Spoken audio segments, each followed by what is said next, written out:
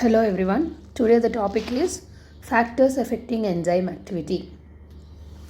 So there are different factors that affect enzyme activity: concentration of enzyme, concentration of substrate, effect of temperature, effect of pH, effect of product concentration, effect of activators, effect of time, effect of light and radiation.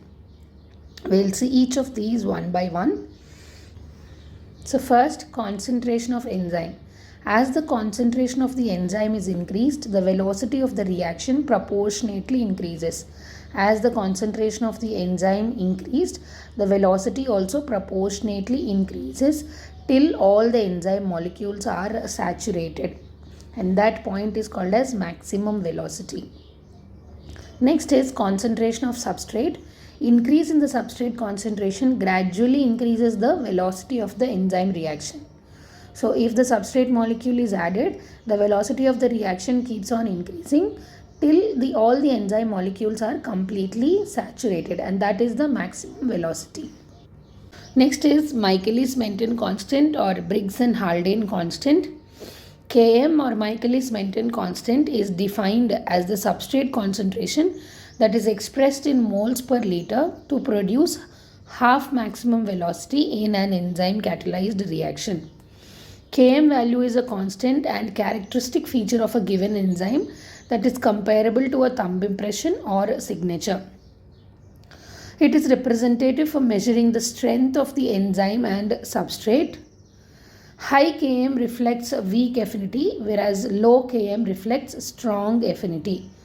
So this is the substrate concentration at which the particular enzyme will reach half maximum velocity. If we consider this as the Vmax, to reach half maximum velocity, the amount of the substrate that is required for a particular enzyme is called as Km. It is a substrate concentration that is expressed in moles per liter to produce half maximum velocity for a particular enzyme is called as Km or Michaelis-Menten constant, or it is also called as Briggs and Haldane constant. And this Km all depends, or it tells you about the strength between the enzyme and substrate. High Km, if there is high Km value, that indicates that the enzyme has weak affinity with the substrate, and if the Km value is low, that indicates there is a strong affinity between the enzyme and substrate. Most enzymes show Michaelis-Menten kinetics, which is the plot of the initial reaction V0 against the substrate concentration is hyperbolic. So the graph, when it is plotted between the Km, that is the substrate concentration, and the velocity, the graph is always a hyperbola. Leonard Michaelis and Maudie Menten proposed a simple model that accounts for most of the features of the enzyme catalyzed reactions. So in this, enzyme plus substrate is forming enzyme substrate complex, which is again forming enzyme plus product. And each of this reaction has a constant K1, K2 and K3, and all these are denoted by Km is equal to K2 plus K3 by K1. And they have defined that Km or Michaelis-Menten constant is defined as the substrate concentration to produce half maximum velocity in an enzyme catalyzed reaction. So to derive this, if we apply this equation, what is equal to Vmax into substrate concentration by Km plus substrate. So if we put half Vmax in the place of V0, we get this, and when we derive this, we get Km is equal to substrate concentration. So that implies Km is the substrate concentration when the velocity is half maximum velocity. So since Vmax is achieved at infinite substrate concentration, it is impossible to estimate the Vmax, hence Km, from a hyperbolic plot. Because of this difficulty, Michaelis-Menten equation was transformed into an equation for a straight line by Lineweaver and Burke, and that is called as Lineweaver-Burke double reciprocal plot. So this Lineweaver double reciprocal plot is a graphical representation of the Lineweaver-Burke equation of enzyme kinetics that was described by Hans Lineweaver and Dean Burke. This plot is a derivation of the Michaelis-Menten equation and is represented as 1 by V is equal to Km plus S by Vmax into S. Now this equation is nothing but it is a reciprocal of the Michaelis-Menten equation.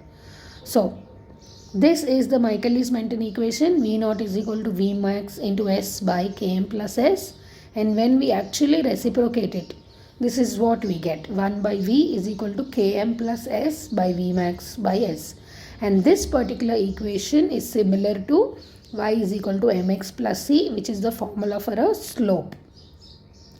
So with the help of this equation, this is much easier to calculate the Km. So this straight line helps in calculating the Km rather than a hyperbolic curve.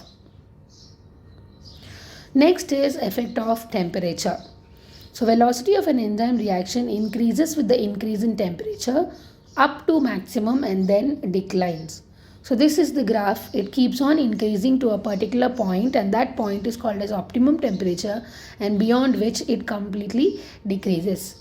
Now that optimum temperature, when you plot a graph, it is called as, it is a bell-shaped curve is usually observed, and the optimum temperature for most of the enzymes is 40 to 45 degrees centigrade.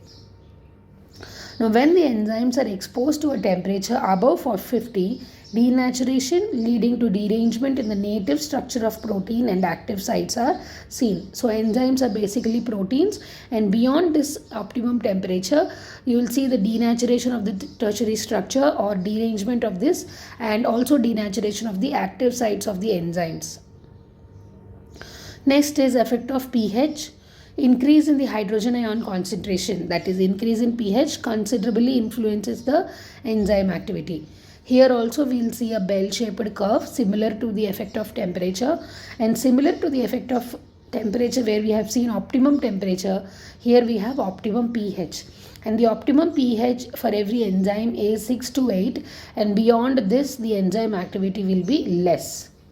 So the below or above this pH, the enzyme activity is much lower, and at extreme pH the enzyme becomes totally inactive. Next is the effect of concentration of product. When product concentration is increased, the reaction is slowed, stopped, or even reversed. So A gives B, B gives C, and this occurs in the presence of E1, E2, and if the product concentration keeps on increasing, the reaction will either be stopped or it will be reversed.